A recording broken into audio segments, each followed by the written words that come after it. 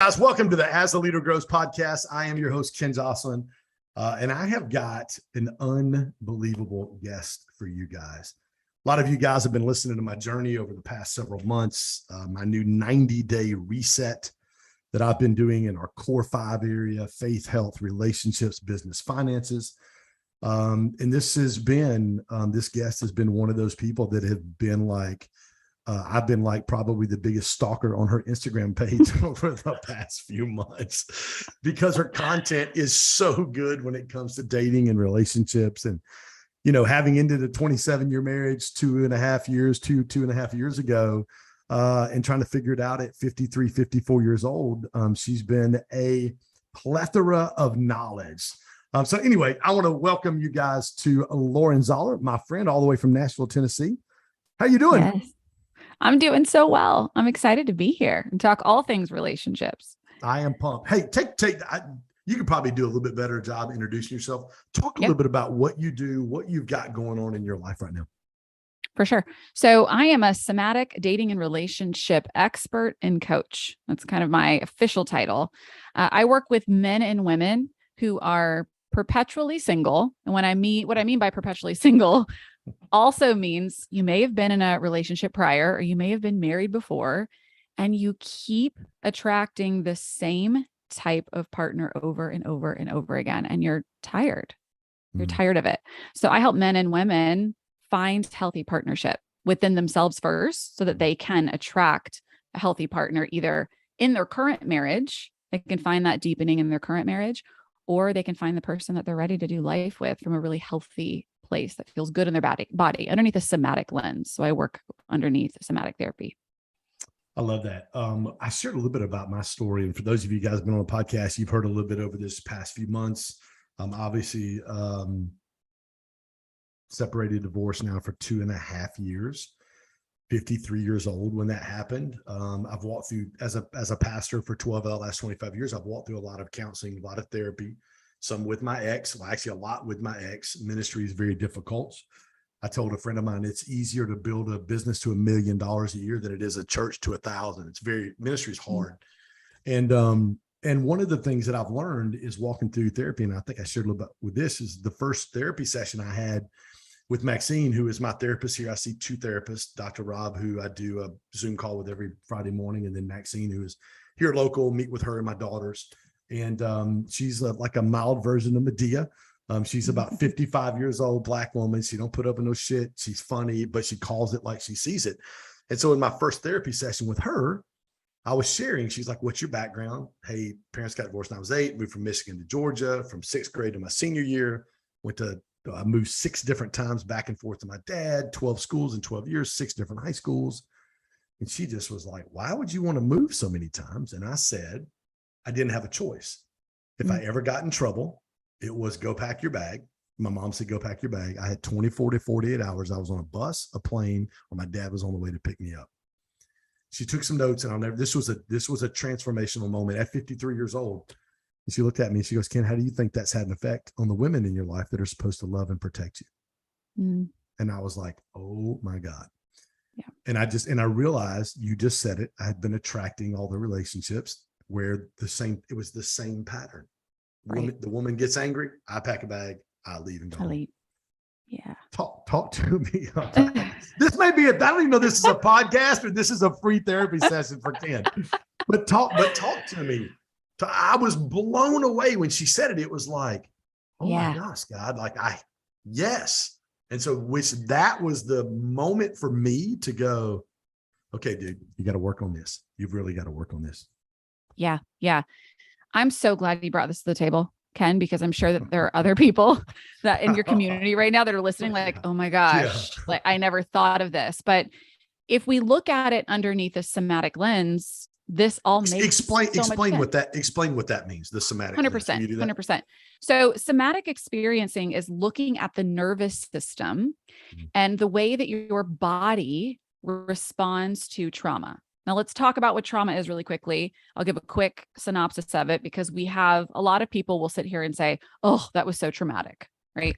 When it's not. People throw trauma around like it's, right, the best word. It's like water, right? They use trauma for everything.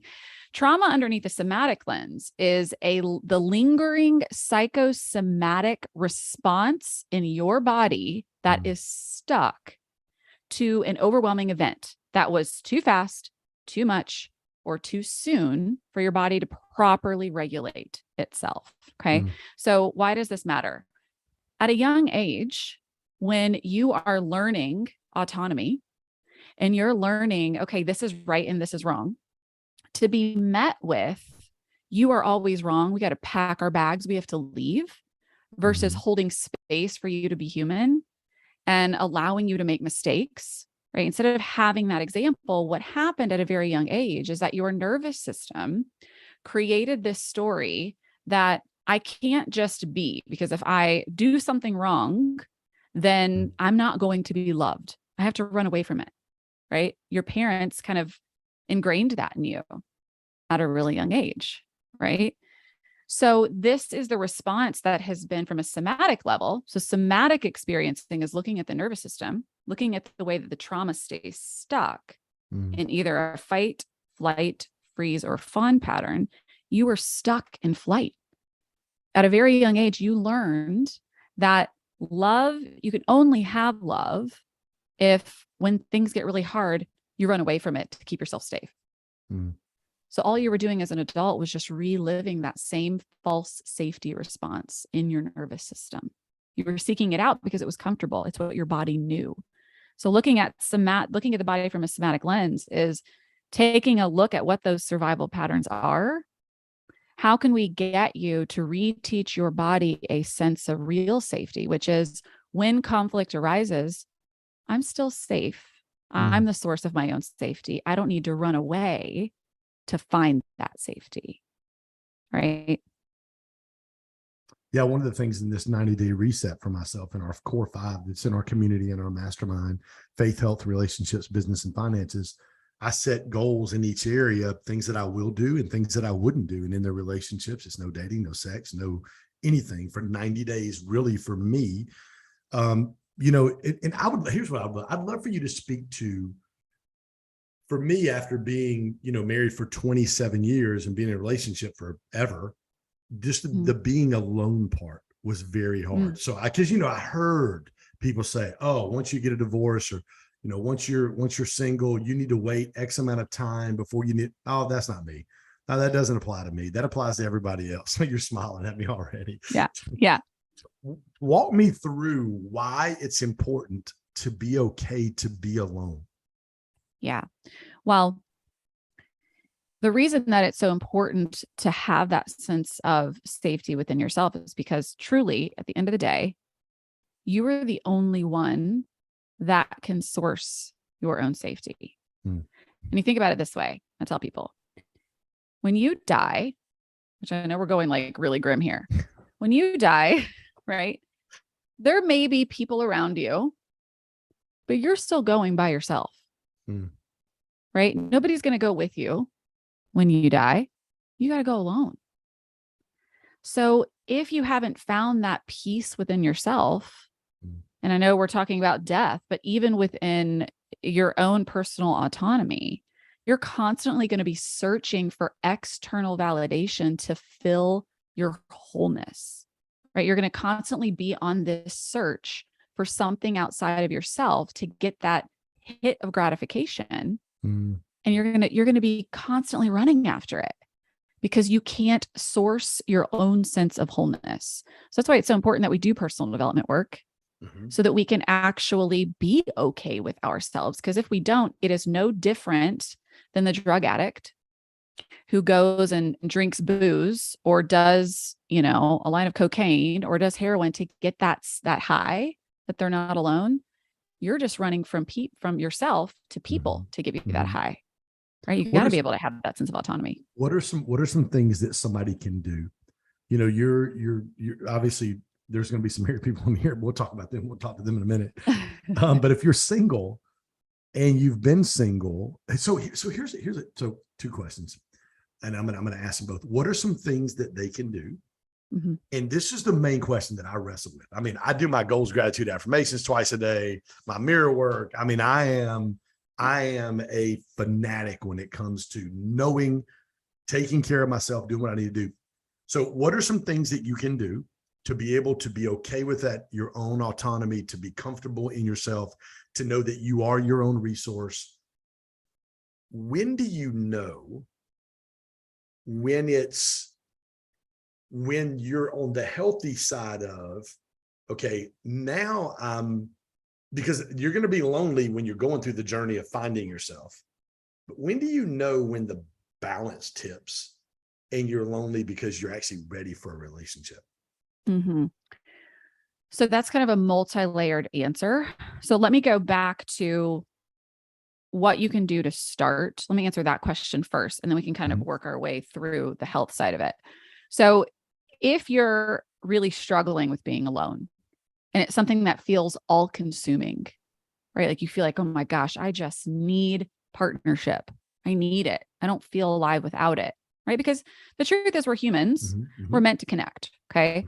But if it's all consuming to the point where you can't actually ground into yourself and say, yeah, you know what? I feel this sense of sadness. I feel this sense of loneliness, but I'm still okay.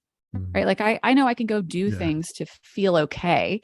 If it's all consuming, the first thing you need to do, you need to go hire a professional. And I would suggest looking at working with a somatic experiencing practitioner, because you can do mindset work all day long.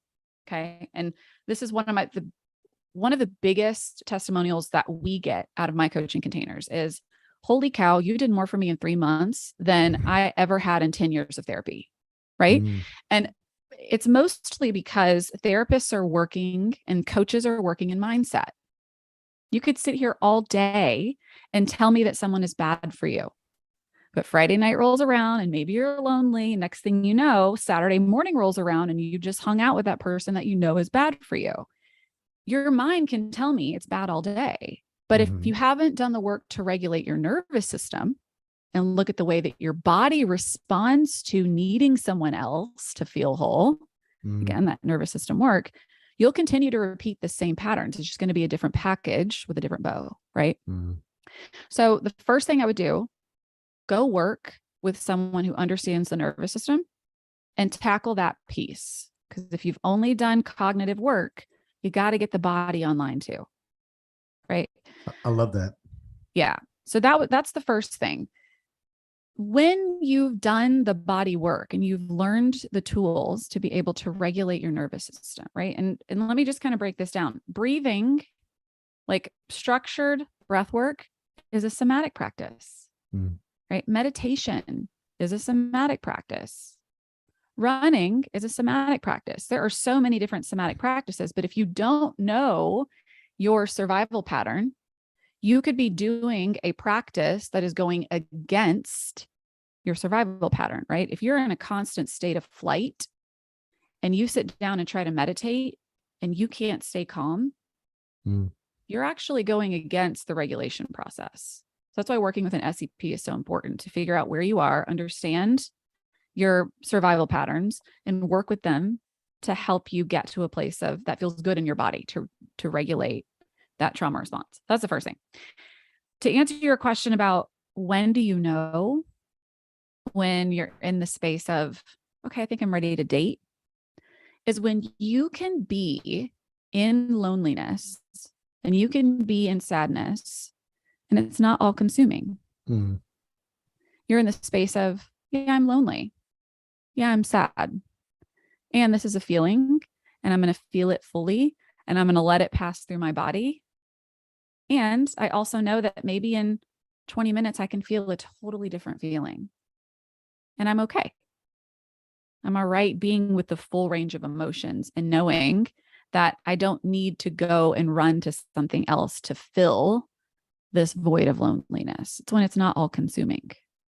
So as a man, so for all the guys out there, so how do you tell guys that it's okay to process and feel because you say feel your emotions? I'm like, well, okay. What does that mean? like, yeah. Does that simply mean, like, if you've got a point to where you're like, okay, it's Friday night. Oh, I want to call so-and-so. I wonder what so-and-so's doing. I wonder what she's doing. I wonder what this girl, like when you do that and you resist the temptation or the urge to do that, and you just kind of, okay, God, you know where I'm at. You know where my heart's at.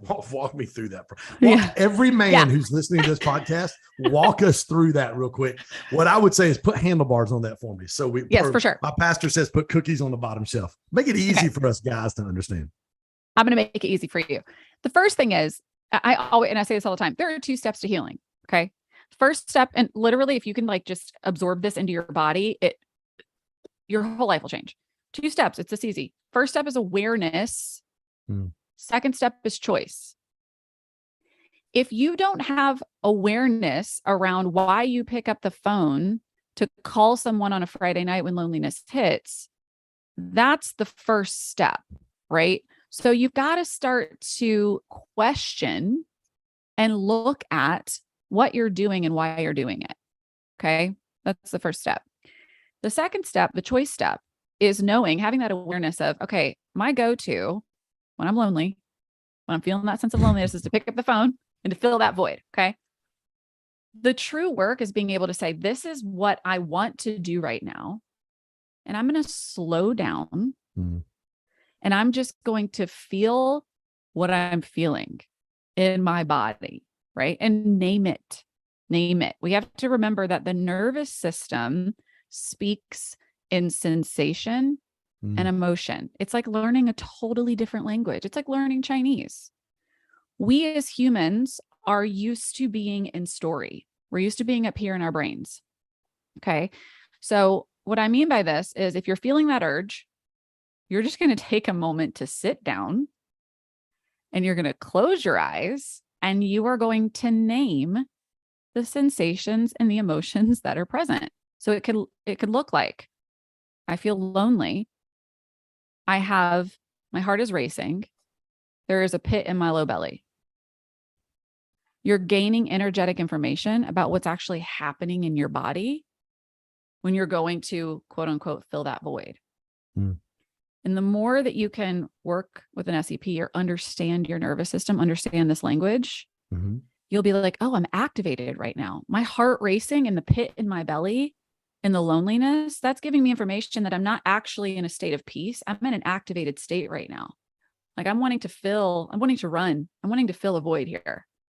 So when you do that, what are some keys, or what are some practices that somebody who gets to that position, I'm asking for a friend, when you get there in that position, what are some things you can do? So if it depends what the sensations and the emotions are. If we're working with the example that I just gave, that you notice that your heart is racing and there's a pit in your low belly, that's telling me that you are in a fight flight state. You're in a state of sympathetic activation, which means your body is wanting to mobilize to get away from the bear. So the best thing for you to do in that moment is to find stillness and allow your body to regulate that activated response. So deep breathing, go for a walk, do something that's going to recenter yourself, right? To find that sense of what we call ventral vagal connection, which is a sense of peace and homeostasis within the body. But you've got to find, the first step though, is if you don't know the language of the nervous system, if you haven't learned that language, it's a new language. That's your first step. Just get really comfortable with naming sensations and emotions. And then from there, you're like, oh, I know that when I do this, my body does this. And I also know when that happens, I can do this to bring it back to a sense of peace. And then eventually Friday night will roll around and you're going to wake up Saturday and be like, whoa, that loneliness is gone. I never reached for the phone last night. Right. So it's a work in progress. It doesn't happen overnight, but you got to figure out what that language is. What I did was I'm always like, how quick can I get from A to B? How can I fix it as fast as I can? So what I did was I just developed, you know what, we're going to do a 90-day reset. Here's my core 5.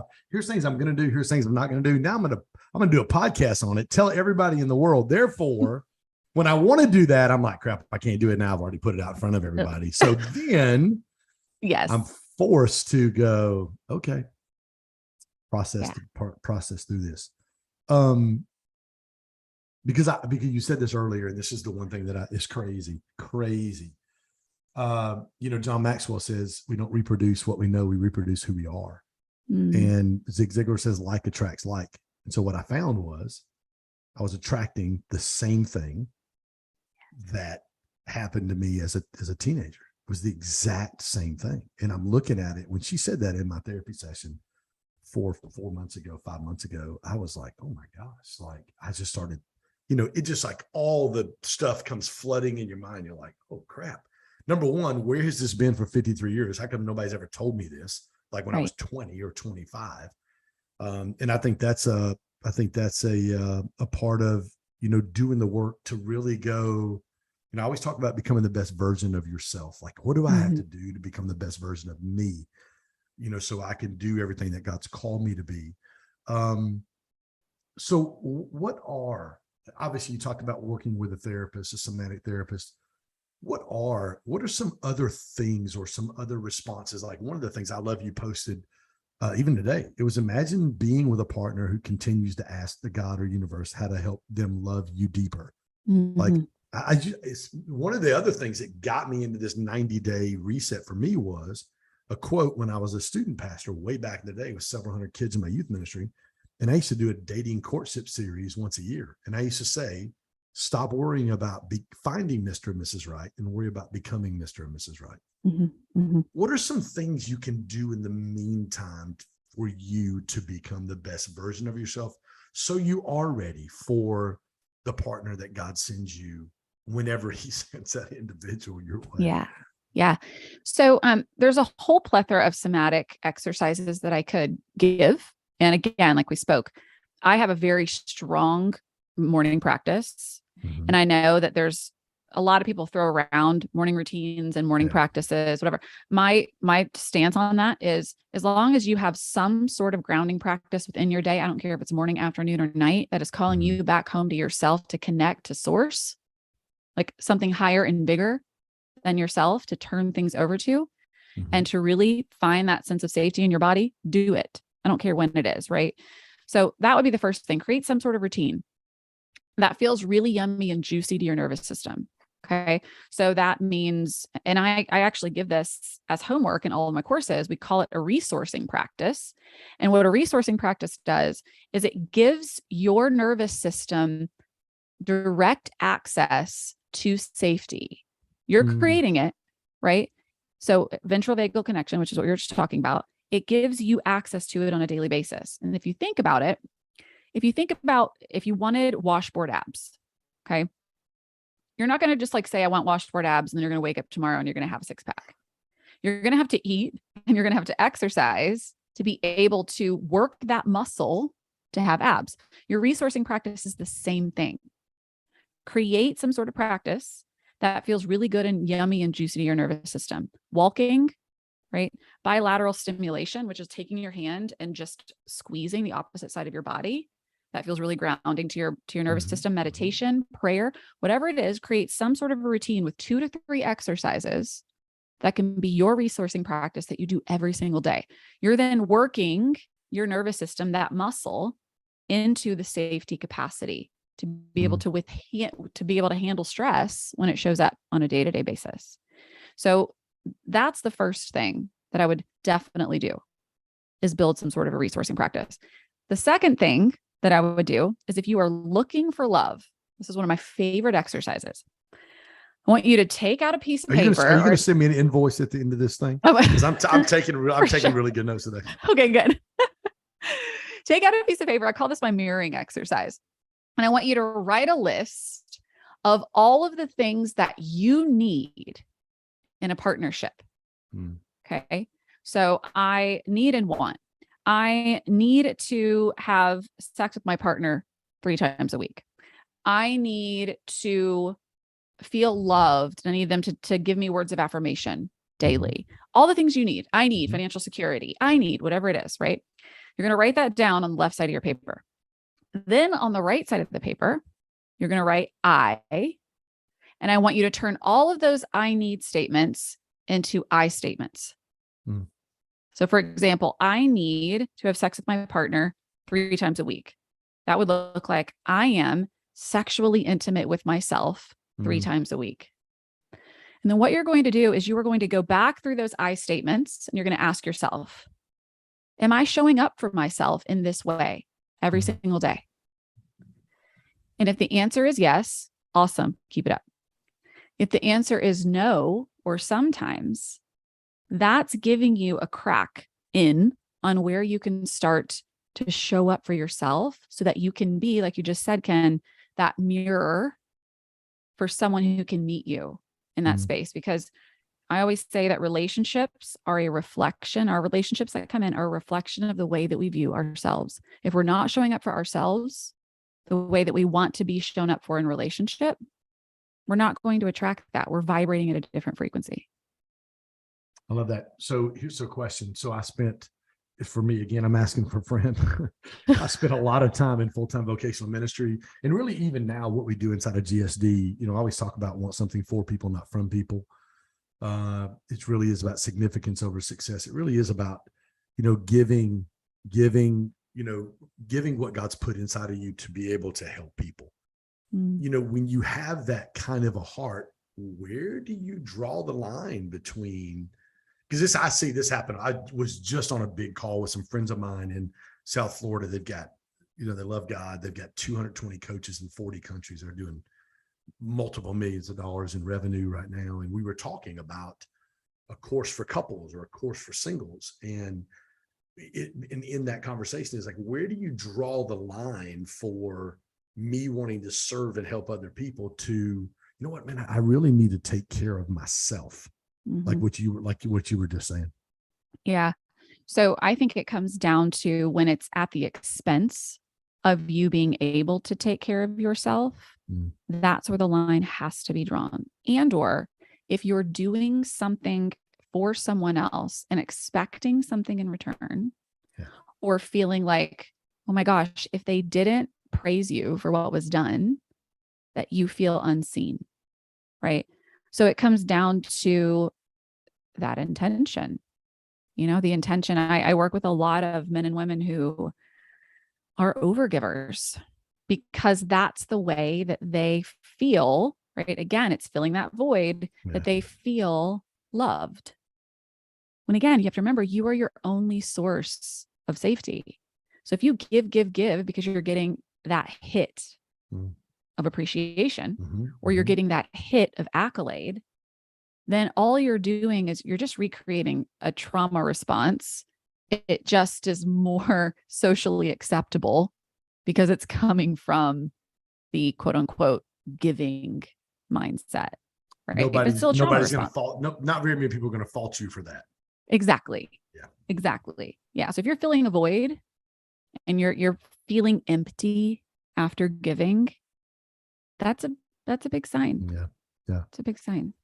I tell people all the time, I've taken a lot of my oldest daughter's 26. She's been married for a year and a half. She was 14 when I took her on the mission field the first time. Went to Haiti. She's been to Haiti 2 or 3 times, Guatemala City.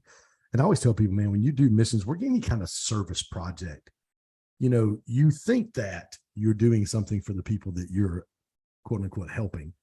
But really what happens is when you leave, it makes an impact on you in even a greater way than it does the people that you're actually trying to serve. It winds up changing your heart and changes your life. So walking through the process, you're single, you're like, okay, I'm working on myself. I'm doing all the things, understanding I didn't start this. You are your only source of safety. Like I have safety. Okay. We're in the relationship, obviously, because I'll stalk the fire out of your Instagram page. There's so much good stuff on here. You're dating somebody, you're kind of in that honeymoon phase. Boom. You have your first argument / disagreement / whatever you want to call it. What do you do next? Well, it depends. Here's what I suggest. It depends on how much work you both have done and where you are in the relationship.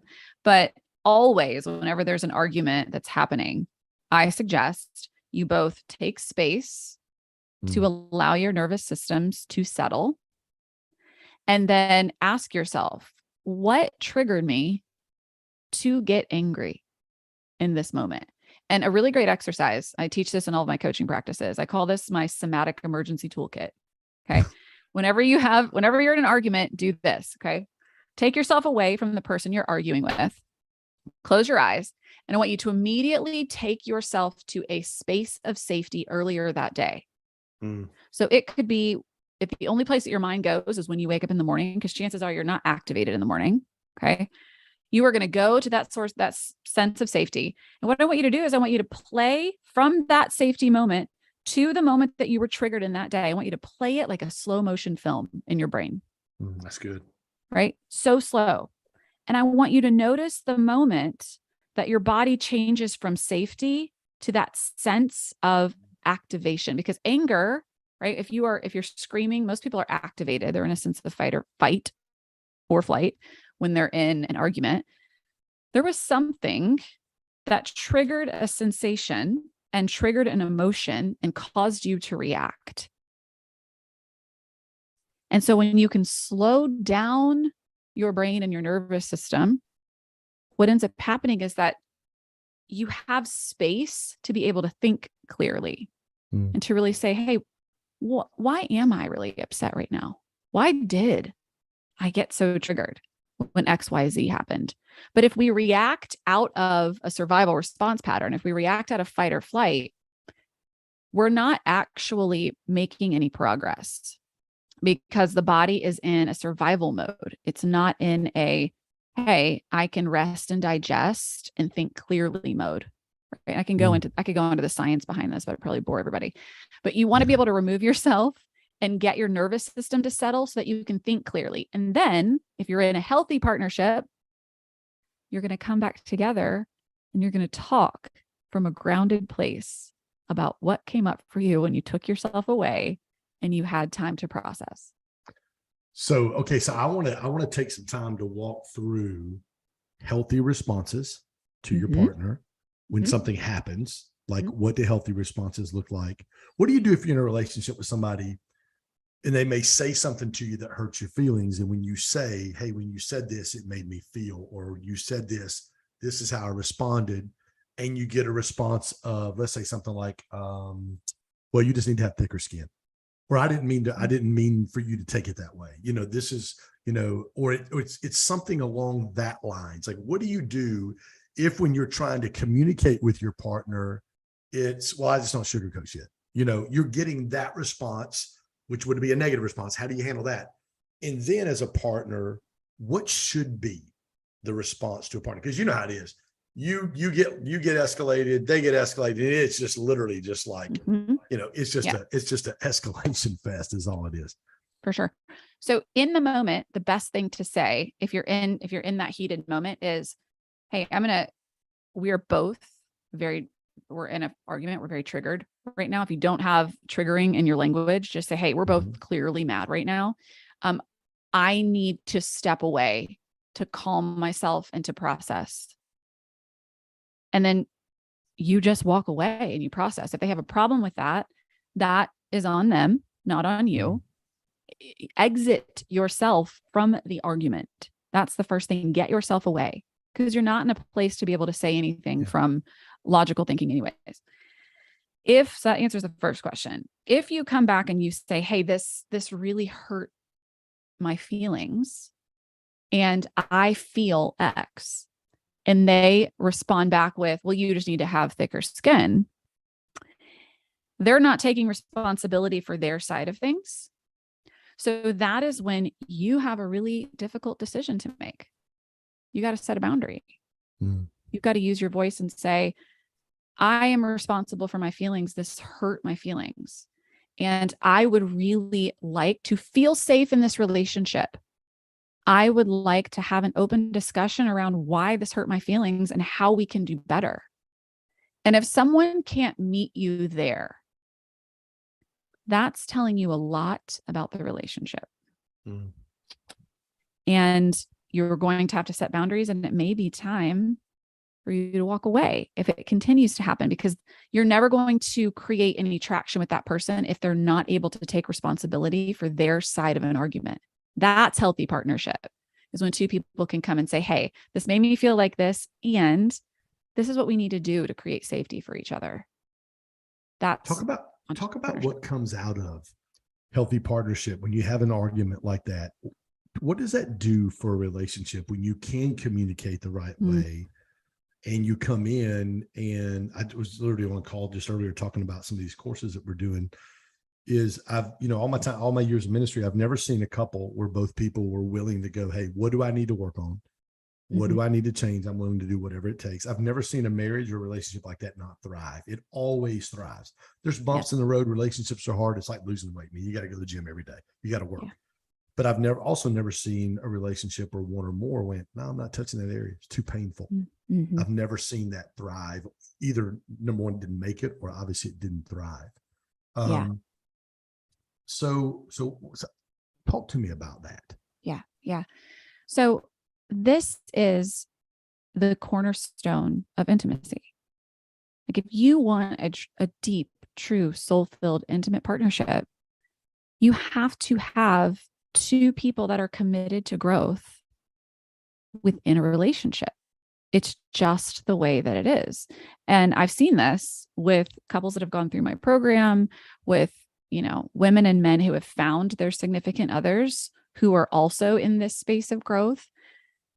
When growth is the cornerstone and conscious communication is a value within a relationship, you will thrive. You will feel so deeply connected because you know that you can be 100% yourself in all of your flaws, in all of your beauty, and you will be seen and the other person will hold space for you in that. Right. So this is the cornerstone of all of it. If you follow any of Brene Brown's work, she talks about vulnerability really being the cornerstone of partnership and relationships. Well, vulnerability means you have to be able to have the hard conversations. So if you're bypassing the hard conversations, you're not going to be able to have that deep intimacy within partnership. So here's a crazy question. Why do most people, if you said to the majority of people when it comes to relationships, you said the cornerstone of intimacy are two people committed to growth. If you ask the majority of people what's the cornerstone of intimacy, they'd say our sex life. I don't know. I'm serious. I don't know that they would answer. I don't know that they would answer, oh, we're both committed to growth. Yeah. So if you're listening to the podcast today, Lauren, how do they make that transition for what they view as intimacy? And it is intimacy, but it's not the depth of intimacy that you're talking about when you say the cornerstone of intimacy is two people committed to growth. Yes. How do you make that transition and view intimacy for really what it is? And I believe what God intended it to be. Yeah. So it's interesting because if you haven't dove into personal growth, right, you will think intimacy is just sex, right? And sex without intimacy is just two bodies rubbing against one another, trying to, get off, essentially, right? So to have, and you have to think about all the people that you have relationships with in your life. Chances are you feel closest to the people that you can be 150% yourself with, right? Your best friend. And this happens all the time. I have women that come to me who their best friends know everything about them and their significant others don't even know what they tell their best friends, right? Intimacy, again, because it's the cornerstone of vulnerability, we're not taught, like we're not conditioned in our society to be vulnerable. We have been taught that being vulnerable is unsafe in a lot of ways, right? That is what our nervous system is used to.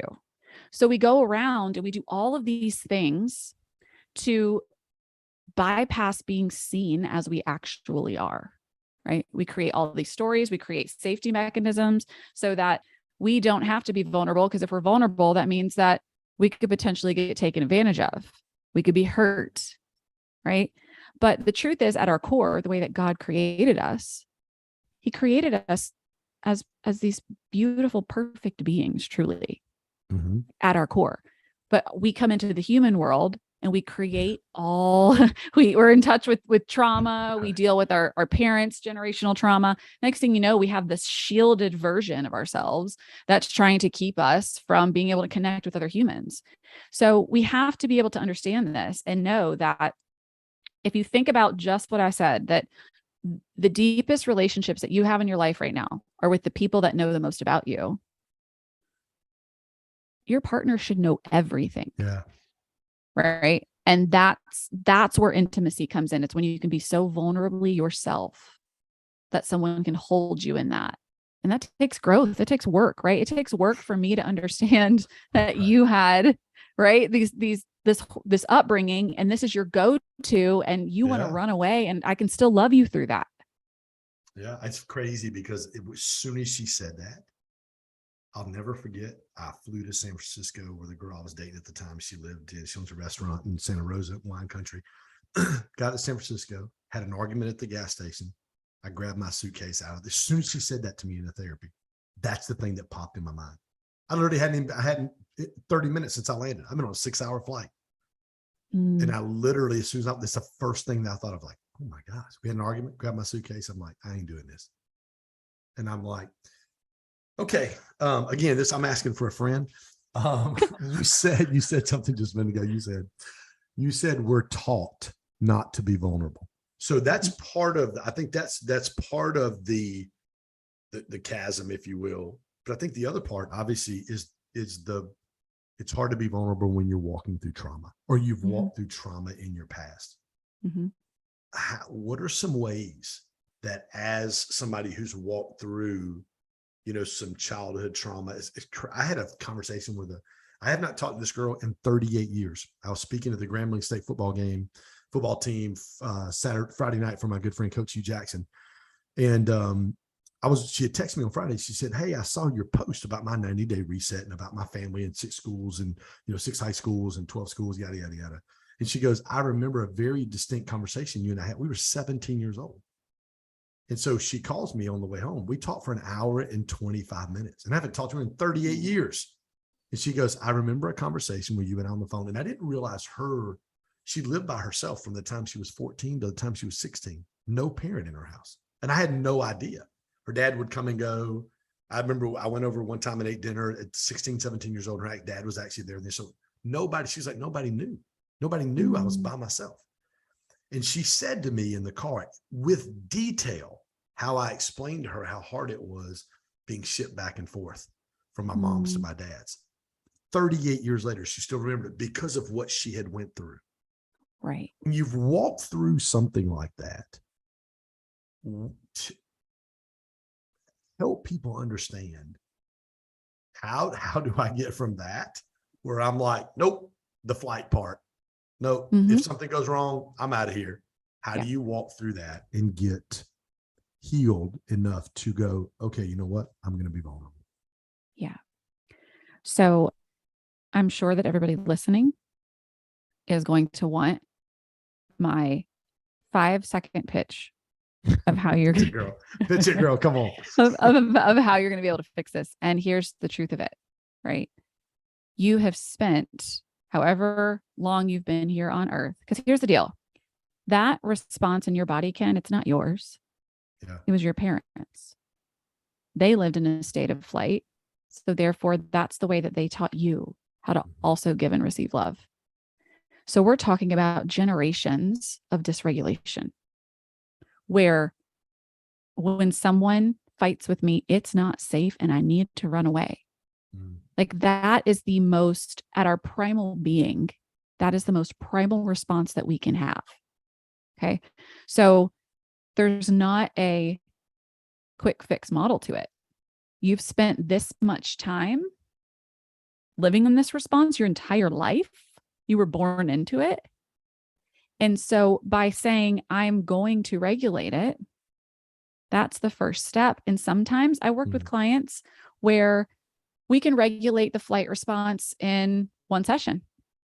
I've had some clients where it's so deeply ingrained that they've been working with me for 2 years and they've had progress, but they still recognize that sense of, hey, I want to run. Things were really hard today and I wanted to run, but I have the tools now to be able to breathe and regulate myself when that response happens. Right. So when we're working with the body's in charge. Again, it speaks in sensation and emotion. So we just have to listen to it and give it the tools to be able to regulate when it does feel like it wants to run. So again, in your position specifically, we would want to work with the flight response in your body. We would want to bring it alive. If you're working with me in a session, we would bring it alive. I would have you tune into the sensations and the emotions that are present. I would take you into what we call the trauma vortex. And then I would dip you into what we call the counter vortex, which is, okay, now I'm going to take you to a sense of safety. And we're going to play. Are you pitching me right now? Is that what you're doing? I'm not pitching you. I'm just telling I've you how never been somatic pitched on my podcast, but you're doing pretty good.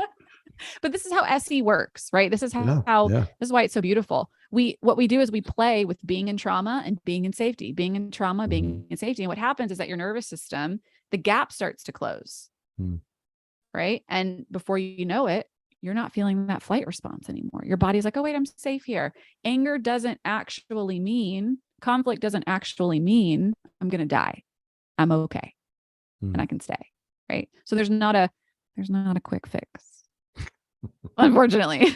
Well, I mean, of course there's not. I mean, it's, because one of the things that I've experienced over the past, 6 months, and I want to ask you this question. One of the things that Dr. Rob says to me a lot, he's one of the top NLP doctors in the country, 97% success rate with addiction stuff. He's worked with a lot of A-listers, big time people. And one of the things he tells me all the time when we're doing some NLP work, he's like, "Can't understand, this isn't your fault. You said it just a minute ago. This is your parents. This isn't you." What would you say to somebody out there that's like, that it's flight, freeze, fawn. What's the other one? There's 4 of them. Yeah. So there's fight, flight. Yep. Freeze and then fawn. And so somebody that has that and they react a certain way. It's funny because I'm reading Gabby Bernstein's Happy Days book. And there's like, I walk through there and the people in my life, I just started writing their names down next to each one of them. I'm like, they do this. Okay, I do this. This is what so-and-so does. This is what so-and-so does. Yeah. What would you say to people that have childhood trauma or teenage trauma or something that wasn't their fault? Right. What would you say to them when they struggle with feeling guilty for that? Yeah. Well, the first thing I'll say is that everyone has trauma. Right. So oftentimes when you have had something very significant, we call it big T trauma. When big T trauma is a part of someone's past, they feel like, oh my gosh, my trauma is too much. Or if someone has had little T trauma, they feel like, oh, my trauma is not big enough. Right. But the truth is, every single human on this planet has had trauma. Right. If we go back to the beginning, it's anything that happened too fast, too much, too soon for your nervous system to settle. So you could have been picked last on the dodgeball team in 3rd grade for 5 weeks in a row, and it could have the exact same trauma response in your nervous system as someone who was raped by their father for a year, because trauma doesn't know. Again, you have to remember, the nervous system doesn't speak in cognitive awareness. It only speaks in sensation and emotion, right? Okay. So the first thing I'll say is everybody has had trauma before, and you need to just embrace that and know it. The second thing I'll say to this is that whenever something traumatic has happened to you by another person, it is because they are in their trauma response, right? And they are trying to avoid danger. So especially when it comes to parents or caretakers who have done awful things, I'm not saying that what they did was okay, but what is very healing is to shift into the space of compassion to understand why they did it, right? Your parents packed you up and shipped you out because they didn't feel safe. They didn't know how to regulate themselves as parents to be able to parent you. So they said, okay, wait, we're just going to run away from this because it's safer for us to run away than actually have to figure out how to be a healthy parent right now because it's not safe for me.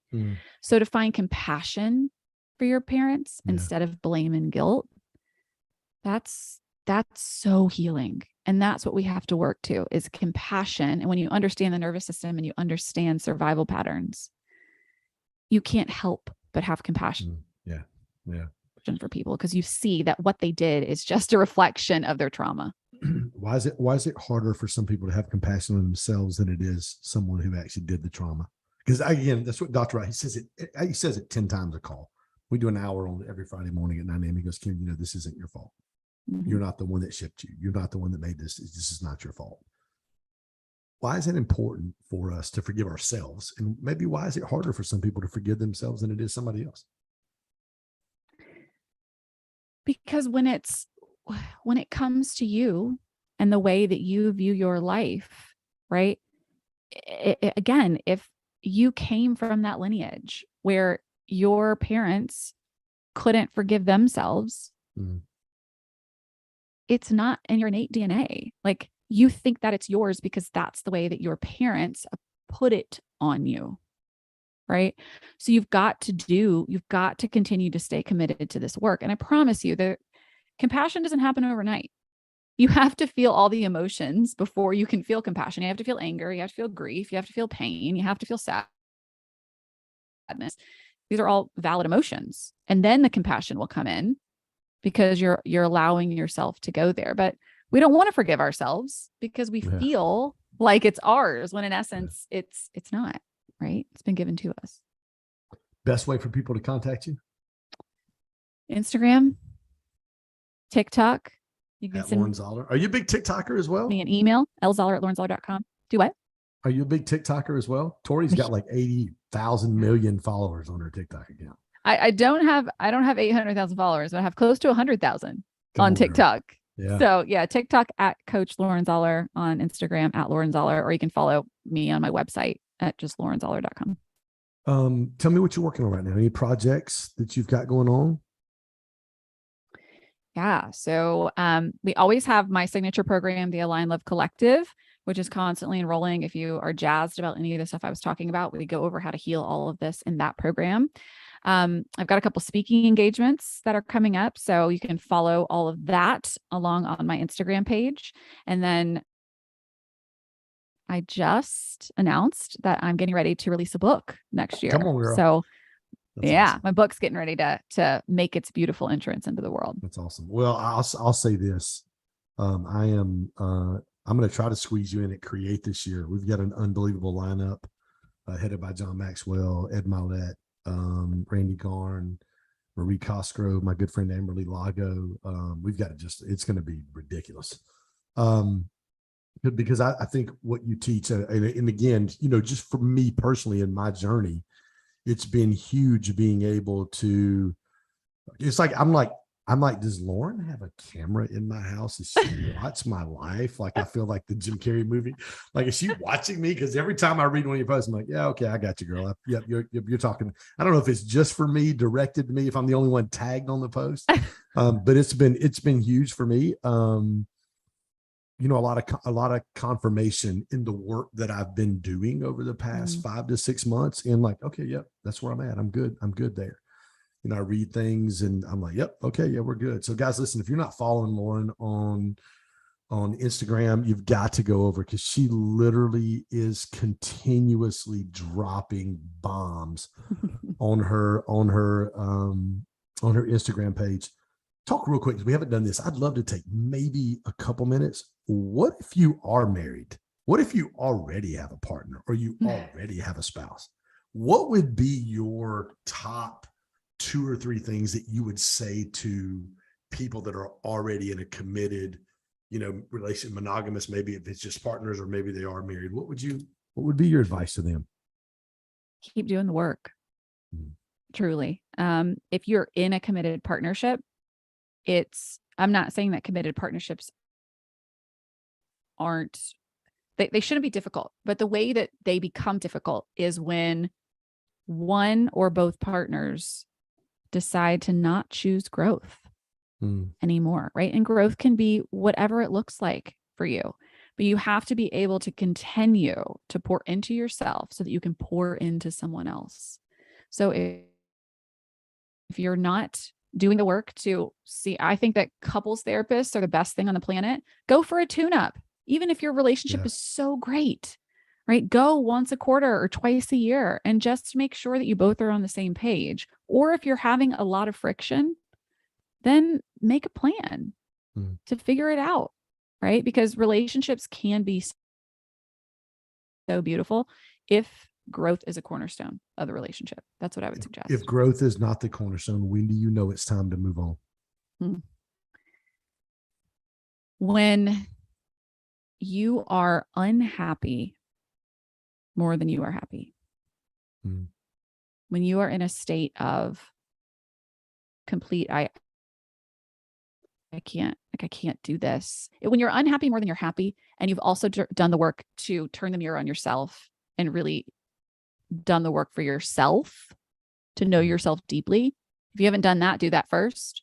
But if you're there and you know that you're unhappy more than you're happy, it's time to go. Well, I will give you, I'll give you the truth. I took more notes on your session today, this entire page of the journal. I took more notes on you, and I've met some pretty amazing guests on our podcast, but I took some crazy notes. Guys, Lauren Zoller, go follow her. We're going to try to see if we can make Create happen this year as we hit our core 5, faith, health, relationships, business, and finances. I know you guys would love to hear her talk about relationships. That would be absolutely amazing. Girl, I'm glad we got connected. This was, again, all these questions I asked for a friend. I'm going to tell you, he's really grateful for you coming on the podcast today. I love it. But thank you so much, guys. Thank you for joining us on the As a Leader Grows podcast. Super grateful that you are taking time. And if we've added value in any way, I'd love for you, number one, smash that subscribe button. If you're listening to this podcast today, snap a picture, put it on your Instagram, tag myself, tag Lauren. We both would love to share it. We've both got pretty big audiences. Love to share that and maybe help grow your influence as well. Again, thanks for joining. We'll see you next time. Thanks, Ken.